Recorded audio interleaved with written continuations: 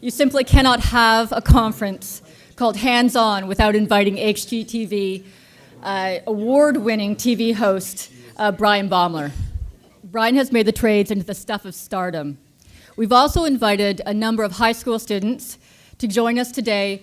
These students are either in entry to apprenticeship or considering it as a pathway option. We'd like to welcome them as well. I think they're over here. Just want to wave.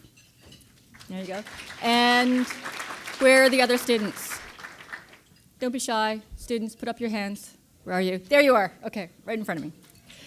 Thank you for coming. Hope you enjoy yourself. Now I'd like to welcome Bryan. I usually like to wander. Maybe I will use the podium. Never spoken at a podium. I can move it around a little bit. You know what? I can't use a podium. All right. It's good to see everybody here interested in the skilled trades, which is obviously something that I'm interested in. I'm just going to clean up while I'm up here. I fixed the bathroom earlier. Now I got to clean up. I got all dressed up for today. All right. I love my job. I get up every day at 5 o'clock in the morning or 5:30. And then I wake up all the kids so they can bother Sarah when I'm on my way out the door. And I work 12 to 14, sometimes 16 hours a day. And by the end of the day, when it's time to go home, not because I don't love my wife and kids in my home, but I don't feel like I've worked a full day yet. I don't feel like I've actually been working because I do love my job so much. My favorite days are just a tool belt full of nails. Leave me alone. Most of my days, unfortunately, are a tool belt full of nails and a camera crew. So that's a different scenario. But I got to where I am right now through a strange path of events. I didn't always want to get into the trades. Well, I shouldn't say that. I think I did, but I didn't want to admit it. I grew up with a father who was a sheet metal technician at the airport. He opened his own company, I think the year I was born, which my mother didn't appreciate. We just had a couple of kids. Let's go out on our own now. But I did a very similar thing, and I grew up in this blue-collar family, and anything we had to do around the house, we did ourselves. My dad would go down and buy the shingles, and he'd read the instructions, and he'd re-engineer them, and he'd gather the family and the friends and the aunts and uncles and you name it. And he's German, so he would re-engineer the entire thing and improve on the instructions, and then we'd do the roof. And I think that same roof is still on the house from when I was a kid because he's German, and everything has to be perfect. So I kind of grew up in that. He worked with sheet metal on aircraft. Everything has to be within 1,000th of an inch. So he'll come to sites that we're building now, and a wall might be an 1/8 out. He'll say, well, you're an 1/8 out here, over 100 feet. Okay, thanks, Dad. The house doesn't have to fly. But that's kind of how I was raised. My dad worked every Saturday, I think, or most of them, and I would say to him, wake me up in the morning. I want to come into work with you and do things. He'd try to wake me up, and I'd be tired, and I wouldn't go. But a lot of weekends I did go with him, and I always had that feeling that you get out of something what you put into it. And I've noticed lately, since I've had 4 kids, I suppose, there's this sense of entitlement with a lot of the younger generation that scares me. And as an employer now, we have almost 100 employees in the construction, production, media side. I notice it all the time. And I try and tell people, raising kids now, we have to teach them how to be fishermen and farmers. Does that make sense to anyone? A little bit? Because I've always been a fisherman and I've always been a farmer. And I remember a couple of years ago, I bumped into a friend of mine I hadn't seen for years living in Vancouver. And we actually started our first construction business together. It was called the Moon River Handymen. And it was our cottage summer business so we could buy beer or put gas in the boat. I think we were 14, 15, I can't remember. But we started this thing to haul garbage from people's cottages with our boats, and then it turned into painting things and fixing docks and building sheds and you name it. And Pat and I, we were both fishermen and we were both farmers because every day we would go to cottage, knock on doors, and try and get something done. And I bumped into a friend of ours, a communal friend of ours in Vancouver, and he said to me, geez, you're just lucky. Right? Aren't you lucky? These things, the show, all this stuff just fell into your lap. And I said, what are you talking about?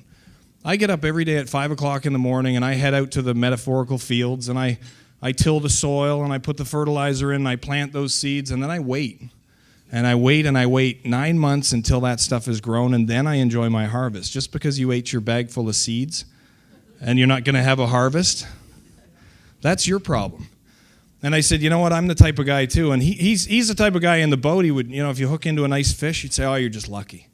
But he's the guy that makes 2 casts and says there's nothing in this lake. I would cast every inch of that shoreline until I catch the fish that I want to eat for dinner. And this is the thing I'm trying to teach my own kids. It's the thing I'm trying to teach our apprentices that come into work, because all these guys come in and we don't do interviews anymore. I'm done with the interview process. I've seen too many resumes. I've read too many references, mom, my aunt, my grandma, my brother, my friend. How many people have applied for a job and put in a list of references? Everybody, right? Has anyone written down 10 people that hate you? No, they never have. So I don't do interviews anymore. My interview is, okay, well, you tell me you're the best carpenter in the world. I'll see you tomorrow at 8 a.m., and we're going to frame a roof. Then you're going to get up on that hip, and you're going to cut hip rafters, or you're going to cut valley jacks, or you're going to cut something. And the best carpenter in the world will pull out his framing square, and he'll start cutting wood. But most of the people that we see get in there, and they tell me they're the best guy in the world. They want $100,000 a year. They want a company car and a cell phone. They want 4 weeks of vacation. And then they sit there staring at their square for an hour and a half. So I go up and I say, listen, I'll give you $10 an hour for the day. It was nice to meet you. That's my interview process. Then a lot of guys come in, they say, you know what, I'm not really good at cutting valley jacks. I don't care, because I can teach you how to cut a rafter in 10 minutes, and then you'll know. But you have to put that time in, and you have to be honest, and you have to be willing to work hard for it. That's what I'm trying to teach my next generation, my herd of children at home, slowly. They're 1, 3, 7, and 9, so they're not really absorbing it yet. Okay, son, if you want that toy. It's kind of difficult. But my history, let's go back a little bit. I went to private school for 8 years. I wore a suit and tie to school every day. And everybody around me, it was the doctor and the lawyer's son. And it was at Appleby in Oakville, so it was all boys at the time. And we sat there, and I would stare out the window thinking, God, I wish I could go drive the tractor with those maintenance guys. That would be fun. I'd like to cut the grass. I'd like to do the landscaping. I'd like to rebuild the fence that they were working on.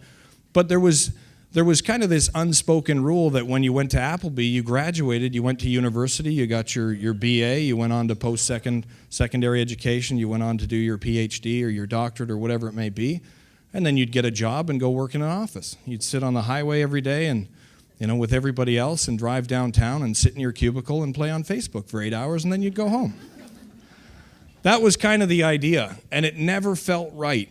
But I went along with it, and after Appleby, I went to the University of Western Ontario, and I did a BA in political science, and I took a lot of business courses while I was there and took some extra summer courses. I always say the poli-sci taught me to lie, cheat, and steal, and the business taught me to account for it. But I think it's important. I've been described as which I don't want to take credit for, but I've been described as a new breed of contractor with a business plan. And I guess a piece of paper on the wall. And it is true. I've grown up hands-on all my life. But when I got out of that, I wanted to go into business. And I'll tell you a quick story. I spoke to a graduating class at Appleby, all in their suits and ties. And I said, who wants to be a contractor? And not a single hand in the room went up. So I looked for the kid with the shirt that wasn't plugged in and the hair that was a little shaggy, and he was half asleep, and he just wanted to get to the next party. And I said, what do you want to do? And he said, I'm going to go into business. I said, okay, that's very interesting. What kind of business? Oh, I don't know. Business. And I used to want to be a lawyer because my dad's lawyer drove a really nice car. So I thought, I should be a lawyer. Clearly, this makes sense. But now my lawyer actually writes me more checks. We just built him a house, so it's kind of nice not to be a lawyer. But I looked at this kid. I said, so you want to go into business? That's interesting. I said, because I run a multi-million-dollar business with almost 100 employees. But I get to wear jeans and T-shirt to work every day, which I apologize, I got all dressed up. And then his ears perked up, and by the end of the talk, there was about 20 kids in there that were applying for, apprenticeship positions for the summer to come and be trades. And I told them, I've got 22-year-old guys making $90,000 or $100,000 a year that drive company trucks that have cell phones. They're the guys you see on the highway with the boats behind the truck and the snowmobiles. They're coming back from hunting. You see their pictures on Facebook where they're on vacation in Jamaica. And you're on the train heading to your cubicle because you're in business. Good job. So by the end of that, we had a lot of kids that were interested in actually doing it, which I think is great because the trades are a growing need in the future. Obviously, everybody recognizes that. It's an incredibly fun place to be. You get to meet different people, do different things every day. That's what I love about it. I love being hands-on. I hate being stuck in the office. I may be in my office 10 minutes every 2 months. My office usually chases me to find me in my truck to read through things and sign the odd document, but I avoid it like the plague because I don't want to be there. And I think I'm better at being out in a ditch or on a roof or covered in drywall dust or something like that. So after Western, I opened a company in the air cargo business. I've been a serial entrepreneur for all my life, and I grew up with my dad working around the airport, and I moved to Vancouver, and I was going to take a year off and go to law school and be a lawyer and get that BMW 318 and sit on the highway on the way to my cubicle. But I smartened up, and I recognized an opportunity with these freighters flying across the country, and they flew out west, and they came back empty. And I happened to meet a couple of guys that brought freight in on ships. And I said, well, what do you do with it when it gets to Vancouver? Oh, we truck it to Toronto. I said, all these airplanes fly back empty. So I did that for about a year and a half, 2 years. But while I did that, I used that to fund renovations on houses and condos and things I was doing and projects I was working on in Vancouver. I came back to Toronto. I went to George Brown, did Renovation Tech and the Part 9 Building Code Update course, and I decided this is what I want to do full time. I can't stand sitting in the office moving paper from one side to the other. I have to be free. So I opened up a construction company, went straight to it. And I had worked for a licensed carpenter for a number of years after the summers when Pat and I were the Moon River handymen, which was so fun, if I could go back to 14. But once I opened my own business, I was watching HGTV, and I thought, these guys up there, they come in, they bang in a few fence posts, they get interviewed, their name and their company name is right down there. What an amazing opportunity for marketing. So I looked on the HGTV website, and I saw a casting call link, and there was this show about homeowners that don't know what they're doing, and they need some help. And I sent an email in, and almost verbatim, I said, listen, I own a construction company. There's 6 of us. Most of us are fairly skilled. Some of us aren't too painful on the eyes, and a couple of us are funny. I was hoping to get a bit of a laugh or something. And I said I'd be happy to send a crew down for a month or even 2 months for free to do some work on the show in exchange for some advertising. And this is part of my fishing. I just keep fishing, keep going, because the minute you sit down and accept what's sitting in your lap and you don't do anything to chase it, that's where you are. That's what you've got. That's when you're the one saying to your friend, geez, you're lucky. That's a nice car. I'm on the train. Which is environmentally responsible, by the way, so it's okay. There's 2 sides to every story. I got an email back about a month later, and they said, listen, we want to come out and interview you. Just the producer and one of the people in the office want to come and interview you. And I happened to be working on a site, and I thought it was odd. I just want to give you free labor, and you need to interview me. I mean, I don't need to be the guy on camera. I have a anxiety issue in my background, and last place I want to be is right here where I am today, in front of a bunch of people with a microphone, interestingly enough. So they came down with this camera. We were working at a house in Oakville where the homeowners had asked us to do an estimate on putting a second story on the house and some dormers and redoing the landscaping, finishing the basement, the whole main floor, everything. And my estimate was about $350,000. And the homeowner came back. He said, Bryan, this is ridiculous. This is just too expensive. He said, there's another guy here at $200,000. There's one here at $150,000. And I said, well, that's what it's going to cost. I can't go home and tell my wife and kids that there's no Christmas dinner because you need your addition done. It's just not going to happen. So we interviewed the other guys. He wasn't happy with them, and he said, you know what, Bryan, I'm going to do this myself. I said, okay. Let it happen. And this is before the interview, mind you. But we ended up becoming very close friends with the homeowners because 3 months later he called me in a panic. Actually, when he told me he was going to do it himself, and I said, fine, the first question was, can I get the number of your foundation guy? I need your framers. I need your electrician, your plumber. I said, no, that's not how it works. That's the value add that we bring to the table. So a few months later, he called me. He said, this place is a mess. There's lumber everywhere. The driveway's a mess. Everything's a mess. There's cutoffs from all the electrical wiring everywhere. There's dust everywhere. There's plumbing bits and pieces. These guys are slobs. I need you to take this over. And I said, well, what's the issue? He said, well, my tapers were in here last week, and on Monday my plumber came in, and he was quite unhappy because he's not finished the rough-ins. He said, okay. And he said, my electrician's going to be pretty pissed on Friday, too. Yeah, and I haven't had inspections. And I said, well, this is what you pay for. This is the stuff that, costs money to have someone organize this. I said, we have a $10 an hour guy there and a bin on site to clean up, and we have our trades in the proper order, and we manage the costs and the invoice. I said, it's more than just coming out with a hammer and banging in a nail. It's business management. Building a home, you don't have to know how to put in a nail, but you have to know how to manage the business of construction, which is another important point I want to hit after. That if you're going to get into business for yourself, you have to know how to run a business. I know tons of great tradesmen that are terrible businessmen that had a run-in with the CRA or workers' comp or whoever it may be, and now I call them employees. And you know what? They're the best employees because they're very skilled, but they don't know how to run a business, and they're at the point where they have no interest in running a business, so those are the best guys. So we're working away at this house, and I had some fun with the homeowner, and I said, listen, there's these people coming down for a job. They want to interview me. Do you mind? And he said, oh, it's fine. Bring them down. So they came to the house, and the camera comes out, and the first question, so Bryan, what happened here? And I pointed at the homeowner. I said, well, Bonehead here thought he'd build his own house, and he effed it up so bad that he's had to call me, and now that 350 estimate's probably going to be closer to 450. And he hung his head, and he said, yes, it's true. So a week later, I get a phone call from the head of HGTV programming, Anna Geeson at the time, and she said, Bryan, I saw your casting video. And I said, what? She said, how would you like to have your own show? And I thought, what? I just want to do this for free and be left alone and not be on camera. So I said, of course I'll do it. It's, they put the contract on the table and they said, here's the deal. And it wasn't a very attractive deal the first couple of years. It's basically here, nobody knows who you are. You're a nobody. Here's the contract. Sign it, or it was nice to meet you. Security will escort you out. And I said, yeah, of course we'll do it. A 3-year deal, why not? So we did the pilot, and I show up there day one. I pull up in my truck in the trailer. I got some of my guys with me. Next thing I know, there's a man with a very hairy arm up my shirt, putting on a microphone, and my heart rate went from 60 to about 370. And that's when I realized, holy shit, I'm going to be on TV. And my anxiety went through, and I didn't know what to do. I've never been on television. I never had any training. I think I was a kid singing in the background on a stage production in grade 8 or something, but that was about it. And I looked at the director. I said, what do I do? And he said, just get in your truck, come around the corner, knock on the door, and ask them what their problem is. That was it. That was Disaster DIY. That was the show.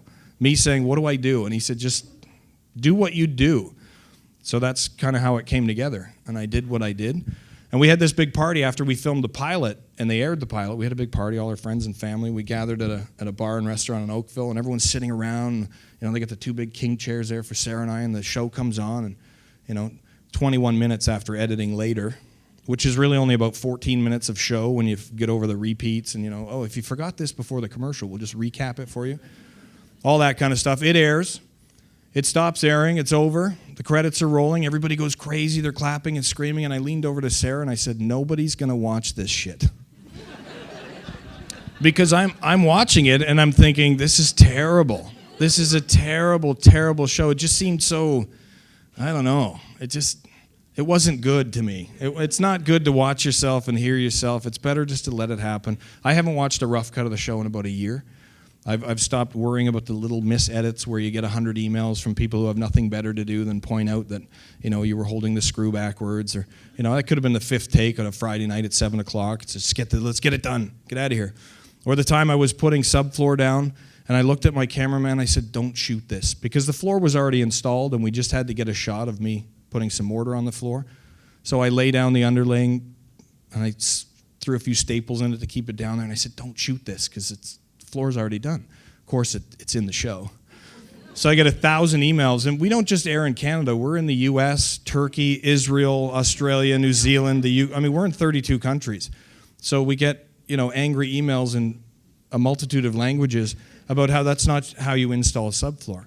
So imagine having someone in your office every day sitting on your shoulder commenting. And then imagine having 1,000 people standing behind you commenting on everything you do. It's very interesting. So it was great for the anxiety disorder. It was very good. I've kind of gotten used to that, but it's been a heck of a ride. We've shot 280 episodes, I think, in total. It's been bizarre. I went to the Gemini Awards. I got a call first season. They said, hey, you've been nominated for a Gemini. And I said, that's great. What is that? And I went down there. Marilyn Dennis won it that year. She let me hold it for a second, but the next year I won. And I was sitting there at the table, and I'd had, I don't know, two bottles of wine, maybe a glass or two. And I was just pouring another one, and Sarah said, Bryan, your category's next. You don't have another glass of wine. And I said, they're not going to call my name. We're sitting there with all the executives of the network and our production team. And next thing I hear as I'm guzzling this glass is, Bryan, and I looked around the table. I said, holy shit, what do I do? And they're like, go up there. So it was pretty interesting. And I'll tell you, when I got up there, I looked around the room and I said, you know what? I deserve this award. You know why I deserve this award? Because I'm amazing. I never do anything wrong. I'm always perfect. If you watch the show, you'll agree. I never cut a board too short. All our trades show up on time. We're always under budget. We're always ahead of schedule. I am perfection personified, but I live in the future because I have a team of editors that edit the show for me. I live my life you see everything I do 9 months later, and I'm perfect. Nothing ever goes wrong. Because of that team of editors, because of the production team, because of the 200 people behind me, you think that's how life kind of goes. So when you watch television, just remember that it's not all real.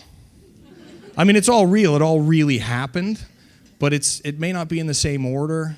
Some things may be out. We go into an old house and rip a wall open, and I go, oh my God, we got $100,000 worth of structural work to do here. Cut to commercial. Come back from commercial. Well, that's done. Let's hang the drywall. It's just that easy to restructure your home. So just remember that when you're watching the shows. I try and tell people when I'm talking to them about actually the basics, the ABCs of construction, that you can't watch any of these shows and learn how to tile a shower or do a bathroom. And there's 10 different ways to do everything, and they're all right if you do them properly. But there's a lot of wrong ways to do them.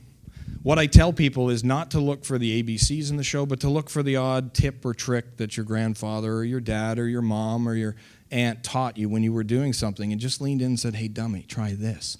And you do that, and it all clicks and makes sense. That's the kind of stuff that I try and put through in the show. It's just that little tip. Like the number one question I get is, why when I apply drywall compound on the show does it go on perfect and smooth and there's no bubbles and I barely have to sand it? When people do it at home and it goes on in big globs and there's chunks and there's bubbles and they have to sand for 4 hours, why? And I say, read the instructions. Because that bucket of mud that you opened and smeared on the wall and it's all chunky, on the side it says, add a liter of water and mix. And everyone goes, oh, yes. It's so basic.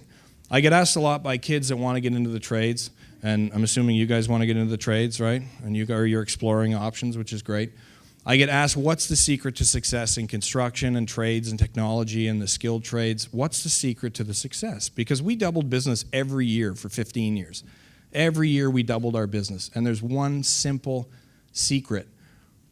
I showed up when I said I'll be there. I did what I said I'll do. I got paid. I went home. And I went and did it again the next day. That is the secret. That's it. It's work hard, it's farm, it's fish, and it's enjoy the bounty and the harvest when the season's over. I got to take some questions too, or I'm going to talk the entire time. Are there questions? I'm very informative, aren't I? That's pretty good. We're until someone. Oh, we do have a question. We do. We have a number of apprentices on the construction side. I'll be completely honest, right now in the past couple of months, I've barely seen my office on the construction side. We've got 15 new houses. We do a lot of infill development, but we do. I think we have 7 or 8 apprentices working right now in Oakville and Burlington, which is great. And you know what? I personally would rather hire, guys like you, girls like you, right out of school that don't have a preconceived notion of exactly how to do things, because I would rather show you how to do it properly than have to fix a bad habit. That's a big thing. So when you go out into the workforce, even though you're going to learn everything in the books and you learn a bit of practical, you may do a placement, be ready with your new employer to do things their way, because there's a reason that their name is on the truck. And I had this discussion with an employee a couple of months ago when he was telling me how I should do things. And I said, do me a favor, here's a quarter. Just go outside there, and there's 9 trucks on the street. And if your name's on the trucks, come back in, give me the quarter, I'll take the bus home. But if not, you've got a quarter. Yes? So, Bryan, we've heard a lot this morning about the difficulty in getting employers to hire new apprentices and bring folks in. Any suggestions you have from your experience about either how apprentices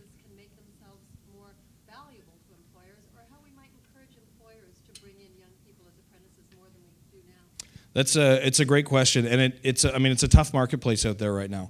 I think 90%, and I think most people would agree that 90% of getting a job or getting a placement is knowing someone that knows someone that knows someone. It's all about handshakes, and it's right back to fishing. If an apprentice really wants a position, we had a kid that we just hired about 6 months ago, and he probably sent 150 emails into our office. He sent Twitter messages and Facebook and Instagram and you name it. And I finally called the office. I said, this kid's driving me crazy. Hire him. Like I don't want to hear from him anymore. And you know what? He's a great kid. As far as companies go, it's so industry driven. If you're doing well, you're looking for labor, and it's hard to find. If you're not doing well, you're not looking for labor. When kids go into the workforce and they're looking for jobs, the minute someone walks in the door, and I think it's all about presentation. And one of the things I attribute this to my years that I spent in private school, and I attribute it to the university education. It's all about presentation. It's marketing. You have to sell yourself to a company. These kids have to go in, and if your shirt's not tucked in and your butt's hanging out of your jeans and you've got rings all over your face and it's presentation. You've got to sell yourself to a company and come in and say, hey, I want to toe the line. I'm not the best, but I want to be the best. I want to learn. I want to work hard. I want to be the first guy on site. I want to be the last guy that goes home. One of our guys that's making the most money right now was that kid. I'd get to site. He's there waiting for me with a coffee for me. Minor detail. I've had to cut down on my coffee. And he would be the kid that's there at the end of the day when I'm getting in the truck saying, okay, go home. Go. He'd say, is there anything else you want me to do? So it really is all about fishing. Just keep working at it. There's so many opportunities out there, but it's hard to get in the door, and you have to be creative, and you have to market yourself, and you have to get in there. There's no, I wish I could say there's a magic pill or a magic scenario to get someone in, but it's a tough marketplace right now for sure. And it's all about teaching kids as well. I got asked a question in not Lethbridge, Alberta. Where was I? Lloydminster. I spoke at the Triatrade conference with Saskatchewan, Alberta. And there was 2,800 high school kids there, and there were Aboriginal groups, and there were all kinds of great people there. And a lady got up and she said, how do we get more girls into the trades? And I said, that's an interesting question, because I just finished reading an email from a lady in Alberta giving me shit because there were only 2 girls on Handyman. 2 girls on Handyman. And we did marketing directly to women's colleges, to women's groups, everything to get them out. And 4 came. 4 out of 500 came to apply. And we even asked them, we said, why aren't more people coming out? Oh, my friend's not interested. My friend's this, my friend's that. My other friend, her parents don't think she should do this. And I said, it's funny because out of 500 people, if you took 4 or 5 random guys and picked them and threw them into a sea of 500 people, their chances of being in that final group of 10 are fairly slim to begin with. So I said the way to get, and I have 2 daughters, and I've started already telling them, and the way to get women into the trades, and I don't think that should be the question. I think how do we get more young people into the trades, is to tell your daughters, your sons, your nieces, your nephews, do whatever you want. I have 2 boys and 2 girls, and it's very interesting. If I put a truck down and I put a doll down, one girl goes for the doll, one girl grabs the truck and hits her brother. I'm pretty sure I already know which one is going to be more inclined to a hands-on career.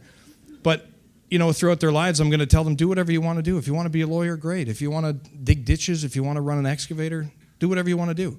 That's how we kind of open it up to kids and not try and push them in a certain direction, but just say, pick what you love doing, because you shouldn't have to go to work.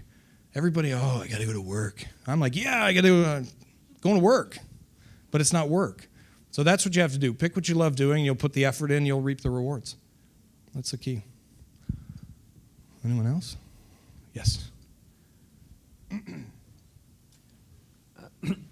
I'm just curious from your experience, and is there a skill shortage? So you're in the business, and maybe you can just speak from one sector, construction, but trades in general. Just curious, is there one? Do you think there is? Currently, I don't think there's a manpower shortage. Or woman power, I don't know is that a new word now? I don't think there's always breathing meat on site. Is there a skill shortage? That's what we call them. We start them they're buckets when they start because they get to carry buckets. Then they're brooms. Then they're 2x4s when they get to carry lumber. Then they're just a bag of meat. I don't think there's a shortage of people or labor. I think what there is a shortage of skill, and there's a shortage, I think, of younger people that are willing to put in the work. I think there's this huge sense of entitlement out there, and it's not only kids. I talk to homeowners all the time, and does anyone work at Scotiabank here? No? Great example I used. I was talking in Calgary, and a lady put her hand up and said, "How much to build me a 2,000 square foot custom home?"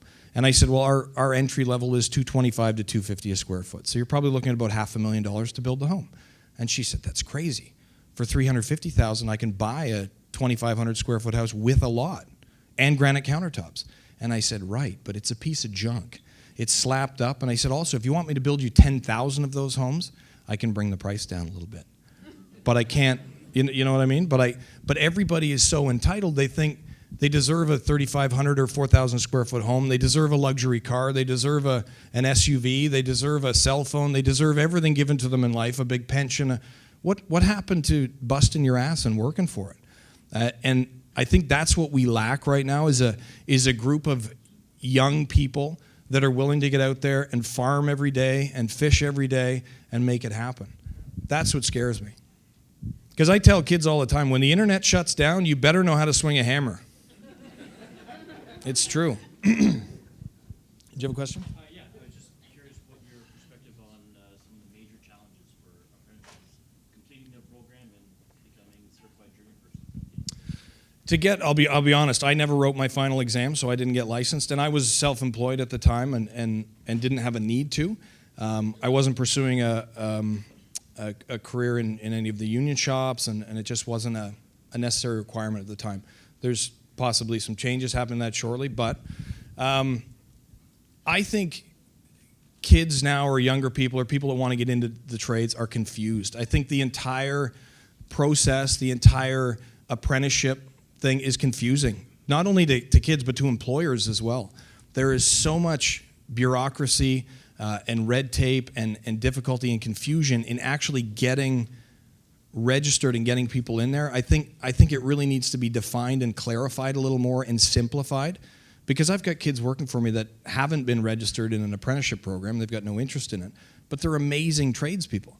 They're very skilled, they're very knowledgeable, they work hard, but they're not registered because they're like, what are the benefits? What are the I think there needs to be more communication to the next generation of what are the benefits of it and how have we simplified the process to put it together. I honestly think that's an important thing, because right now it's like trying to run a business. There's 1,000 rules, and we pay 10 people to sit in the office just read things to make sure we're compliant in the 50 different things. It's so incredibly difficult right now to run a legitimate business, let alone follow all the other programs and keep up to date on it. So that's kind of what I see from the employer side. And from the employee side, they just want a job. It's great to have a license. It's great to be an apprentice. It's great to this. But if you're not getting paid and you're not putting food in the fridge, it's a tough one, I think. Yes? I came from construction myself, but in 1993, Chrysler had a big hiring process, and they took all the skilled trades out of the system. Mm-hmm. What responsibility do you think large companies have to reinvest into this? They're the ones actually with all this resources, and yet we heard statistics this morning that said that out of the small 20% of business that actually does apprenticeship, 70% of those are small and medium-sized companies. So is there any kind of penalty that you would even suggest that should be for a larger company? Let me dig back into my political science brain here. You're asking it's such a big question, and I totally agree with you. I have what I call the loot bag theory, because it drives Sarah crazy, because I won't let the kids bring loot bags home from parties. Because when I was a kid, I went to a party and I brought a gift, and my loot bag, my gift in return was a piece of cake, and I went home. Now everybody goes out and everybody gets a gift. Everybody's a winner. Everybody gets a gift on the way home. Everybody complains that there's no more manufacturing jobs and the trades are having a tough time, and homegrown Canadian businesses and North American manufacturers are just getting beaten up because of Walmart and Chinese manufacturing. But they're complaining about this while they're standing in Walmart buying something for $49.99 that should be $150. That's the problem. And we've got these big businesses, and they just announced Scotiabank is cutting 1,500 people and closing 20-some, but they just made like $6 billion. But the problem is, and this is why I say it's a very large question, it's a very large concern, you're never going to get everyone on the same page. You're never going to get everyone to say, you know what, I'll pay an extra $10 for something manufactured down the street.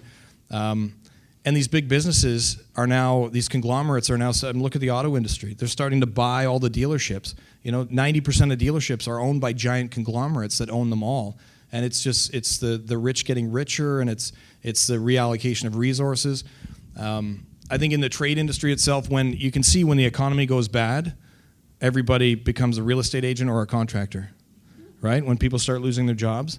And then when other sectors of the economy are hiring, like, oh, great, Ford's hiring again. They're building a minivan that we're going to send all the profits offshore for, and then we lose them all, and then it's hard to get people in. So that's a big, big question. Do I think there should be penalties? Yes, but at the end of the day, I think everybody in this room, myself included, should sit down and say, I'm not going to buy this crap that was mined in Northern Ontario or Nunavut, shipped overseas, there were no taxes paid, they manufactured a product, sent it back to us so we could buy it, fill their pockets, and send it back to them to fill the landfills, and we're going to pay them for it the whole way around, and we get nothing. So that's a tough thing. And that's where I say the entitlement. Oh, thank you. Anyway, about that 2x4. It's funny, I made a comment on social media about politics at one point in the U.S. election, and the first response I got back was, why don't you shut up and stick to what you're good at, banging in nails?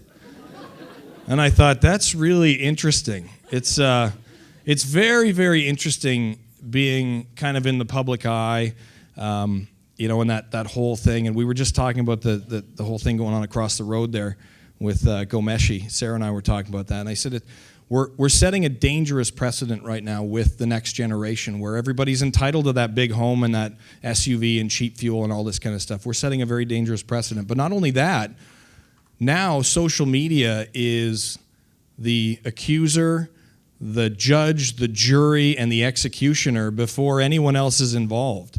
It doesn't have to be proven or anything. It just has to be said, and social media is out there. So it's very interesting, and that's where all this corporate stuff comes from too.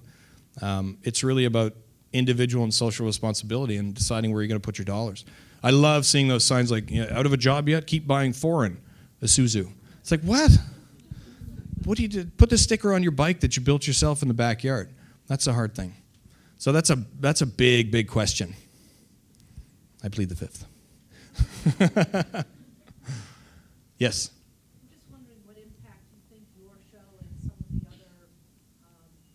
What impact your show and there are a profusion of other kinds of, food chef shows and cooking shows, what impact they have had on the reputation, if you will, of the skilled trades? That's a great question. I honestly, in my private observation as a business owner and of multiple businesses and different businesses, I see the benefit and I see the detriment, and it's kind of both sides. The detriment is to the general homeowner that thinks in half an hour you can rebuild anything for nothing, and everybody shows up early and goes home late. That's the detriment. I think the benefit is it generates interest. There's something they call the HGTV effect. There was a study done last year or 2 years ago on it where the rise in the viewership of a lot of these shows, you can see the correlation in the spending for renovation and construction and new housing starts. You can see that. So on one side it spurs the economy. On the other side it gives this false edited version of reality to everybody that's watching it. I think it's definitely opened up. Maybe it's glamorized the trades a little bit to some degree and the chefs and all the skilled trades, and hopefully that's interested some young people. One thing I'm always amazed at, and it shocks me, because I had a conversation earlier, I don't know where she went, and I forget her name. I have a 2-second memory, I apologize. But I had a conversation earlier saying that I couldn't care less if I walked down the street and anyone ever recognized me. I'm not really interested. People yell, Bryan, I'm like, what? Waiting for something to hit me. And then it takes me a second, I realize, I'm like, oh yeah, I'm on that TV show. That's not really why I'm in it, but I do appreciate it for the business of it. But I'm always amazed when I'm at a home show or speaking, and a little 4-year-old kid runs up and says, Mommy, it's Bryan. And she's going, who? It's Bryan. I love that show, and I want to be just like you. And I'm like, that's great. That's if something I've done on television has inspired someone young to think, hey, that's really cool, building a wall and doing that, I think it's amazing. Because no matter how great the internet gets or robots or anything, everybody needs a shingle on top of their roof. Everybody needs a foundation to sit on. Our housing is getting older. Our infrastructure is getting older. We need maintenance. We need all the skilled trades involved, and not just in the construction industry, but in general. We need people with good brains and skilled hands to keep our infrastructure together and to build us and repair us as we go. Because we're going to run into, and this is my prediction, in the next 10 to 15 years, we're going to run into a housing crisis just like the U.S. Because you only have to drive slightly outside the city to see the thousands and thousands of homes of these entitled mansions that are being thrown up, just slapped up, because everybody deserves that are horribly built. And we're going to run into that issue where people are buying these homes that aren't worth the land they're sitting on because of the repair costs. So if we're inspiring young kids to get interested in the infrastructure of our community, our business, our society, everything, I think it's great. But there's that whole TV aspect as well. It's got to be taken with a bit of a grain of salt. And I haven't chosen my scandal yet.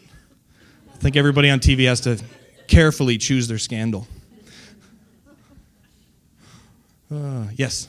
We're in the bucket business at the high school level. Mm-hmm. Okay? And if there's one thing you could say, I don't know. They're the most important guys on site. Right, and they are. And I really believe what you're saying. And we're both contractors, my colleague and I, and we got into the teaching business to promote those trades. And it's been quite a battle. But we find that the Ministry of Education is lagging in the part where they should have more technical courses offered for students at the high school level in grade 9 and 10. I completely agree. Don't have the options for taking those courses, especially with demographics, smaller school sizes, those kind of things. Mm-hmm. It really hurts our programs because we don't have that consistency like we used to. Yeah, I agree 100%. We're actually trying to develop a show right now, and we're in the legal phase trying to decide how young a kid or how old a kid should be before they can be taught how to use a table saw or a chop saw or something like that. Well, I actually went back to Appleby and some of the private schools in Oakville and Toronto and tried to convince them to get some type of trade program in, because 99% of my friends call me when they need to hang a picture. It's pathetic. There's water coming out of my ceiling. What do I do? Give me your money. I'll show you. You know what I mean? And I think it goes back to we want to make kids aware. We're not here to make apprentices, but we're here to make them aware of technology. Mm-hmm. Your daughters, your sons, and that's really important to us. And I think maybe that's where we should start. I think that's a huge key to start from even day one. My son Quentin, when we just had the one, he was, which I can barely remember. He was 2 or 3, and he always wanted to come to the shop with me, and he'd be banging nails into a piece of 2. So I'd set him up with the screw gun and some deck screws. Not when he was 3, but 3. I'd set him up with a little hammer and a sheet of drywall. I'd punch a hole in it and give him some mud and everything, and let him have at it. I think it's important to expose kids to that hands-on thing, because I think our generation remembers, when mom and dad had to do something, it was, come on, you're going to help me, and we're going to do this, because either A, we can't afford to hire someone in to do it, or B, it's just the way they grew up. My dad grew up in East Germany stealing eggs from the farmer next door and trying not to get shot. That was kind of his thing, and if they needed it done, they had to do it, and they thankfully passed that, a little bit of it down to me. I didn't quite have the same upbringing. But I totally agree. I think we need to start younger. I think there needs to be trade programs and hands-on programs, because the financial industry, to me, is a bunch of numbers on a computer. And when that all collapses, what's everybody going to do?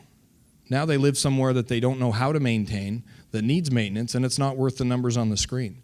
So I completely agree. We're trying to set up the show now would be Build It with Bryan. And we're trying to take kids probably in the 9 to 13 range where they want to make projects and try and take them through the planning phase and the cutting phase, the assembly and the finishing phase to show them that, hey, you can take a pile of boards and you can create something that's amazing and has value. And we're in that legal thing of how old. Here's a table saw. You know? What's that? Oh, I thought you said 31. That was good. He's fishing. Yes. I agree with what you're saying, but I think sometimes what happens in the high school setting is the trade. I like what you said, Bryan. It's someone with a good head and good hands, because I think the trades often becomes the path of the less intelligent student or the below average student. And so how do we get to career counselors, educators, and really parents to believe that trades is an excellent option for their children? Because otherwise, it's the guy that can't get up above 60 in math that's going into the trades. Yeah. And not the girl, just the guy. Yeah. And I'll be honest that, when I was at Appleby, the joke was if you fail, you get to work with the maintenance guys when you're older. That was the joke. And I always had this weird thing because I'm like, wait a minute, my dad's a maintenance guy. I mean, he did very well. But, my dad's one of those maintenance guys. He comes home with his shop coat on and, that's what he does. And those are the cool guys. Those are the guys I want to hang out with. So it was always kind of a weird thing. I don't think, there's sheep and shepherds too. Let's be honest, with kids going through school, we need 1,000 sheep to feed a shepherd as well. We need employees. We need people that want to put their head down and work 9 to 5 and go home and not worry about it. And I have some employees that aspire to have their own companies. They say, that's great. Learn to run a business, educate yourself, go that route. But I have other employees that say, I have no interest in dealing with all the CRA stuff, and I just want to come and cut wood, and I want to go home at 5 o'clock and go hunting on the weekend. I don't want to worry about it. And that's great too. And I tell them all that whatever you want to do, pick what makes you happy and do it. But there is certainly that stigma, and I think in the schools there shouldn't be. It should almost be mandatory where, and the same thing financially. I got to university and I realized that my credit card doesn't pay itself off. I had no idea how to do that. But just like the trades, it should be mandatory at some point where it's, you need to learn how to stop a leak in your home. You need to learn how to shut off a breaker. You need to learn how to change a light bulb. There should be something there. And people going, like I said before, going into business for themselves need to wait until the right time, and you need to have a bit of both. You need to have the business side or the mathematics side to learn how to operate a business, and you need to be able to do it hands-on as well. So I agree. Did I answer your question even? It's fine? It's like parent-teacher interview. All right. Is there any other questions? There's got to be some. No? You guys know everything now? I'll tell you a little bit about what we're up to now. I am just about wrapping. My next day off is December 5th. I go back after this and I get to rip a kitchen apart. But don't tell the homeowners, they don't know yet. They're out for lunch. We're just wrapping up season 4, which will be episode 91 of Leave It to Bryan now. And I'll tell you what, that best job in the world as a contractor, if someone gives you their money and then walks away and lets you do what you're good at, best job in the world. I always say the same thing. When I went to the doctor, and I had to go to the doctor after our 4th child, if you know what I mean. My back was so sore for like a month from tense. Anyway, I walked in there and I said, you are the professional. You do your thing. I don't want any input. I'm not even gonna ask. That's kind of in my job. I always say, if you're getting your gallbladder out, you're gonna lie on the table and tell the guy how to do it? No, you have no idea how to pull out a structural wall or redo this or redo that. So just let me do it. Give me the money. And it turned into a show, which is just amazing. I can't believe people do it. But it's a lot of fun. So we're wrapping up 91 of those. We've signed another 26 that we start on January 5th. We're just wrapping up House of Bryan 3 as well. We bought a little bit of forest out on the escarpment because we have 4 kids now. And I'll be honest, the TV thing has been a little weird with the kids running around in the front yard and cars stopping and getting out to take pictures of, them in front of our home. And so we bought this forest it's a gate in a forest. And there's coyotes and there's deer and wild turkey. And we hadn't even finished building the cottage. And we just happened to drive by a for sale sign taking I'm the dad now that does that. Let's take the scenic route. And we saw this sign, checked it out, and 2 weeks later we owned it. And Sarah and I kind of went, uh-oh, what have we done? But now we live in the country, and it's great. The kids run around, and have fun. So we're just finishing that. And I decided this time, I've always said, you know, if you're doing a major project or a reno or a build, get out of the house. Don't live there. It's insanity. But I'd never actually done it. And I figure if you're going to say it, you should at least have some experience. Well, now I can say it with conviction, that you shouldn't live in your home when you're doing a major reno. It's been a very interesting journey. It's taken us about 2 years, but we're wrapping up in the next couple of weeks, and trying to. The whole filming aspect is kind of interesting too, because normally, and you know, being former contractors, you get onto a job and you have a schedule, but I always tell people the destination is more of a point on a map, but it's not a road that gets you there. It's not a road with lines and signs and everything. It's more of a shipping channel. And the goal is just to keep it between the navigational buoys. There's no perfect line. You've got to adjust and change as you get there. And that's kind of what we've been doing. I think we may have strayed out of the channel a few times, but I think we're going to make it. So that comes out in about January. You'll be able to see that chaos there. It's a little crazy. Are there any more questions? Nothing? You got nothing? I thought I saw a hand. Was it? There is a question. Yes. You're too scared to sit up at the front, or? No. When I watch your show, do the people are they always that agreeable? Like, it seems like you're, I got, my wife wanted After me to ask editing, this, yeah. Like, you tell them what they're going to do, and you know, I think sometimes they feign a little bit of resistance, but like, you must talk to these people. It's planned, right? It's not just like it seems on They have no TV. idea. When they come back, they have no idea. And I'll be honest, in disaster DIY, a lot of people said they got to know you're coming because they're not that surprised when you get there. But normally when you show up with a film crew and knock on someone's door and they open the door and they go, holy shit, or what the we can't air that. So the problem is we're asking random people, like, can you be an actor for 10 minutes and just pretend you're surprised? So I knock and they're like, oh, wow, you have arrived here. This is great. We had the first homeowner basically break down into tears and walk away a few weeks ago. I know, I felt terrible for a minute. But she got over it. But I think the whole Leave It to Bryan concept spawned out of the idea on Disaster DIY that we'd say, what's wrong? And they'd say, well, I really want a man cave.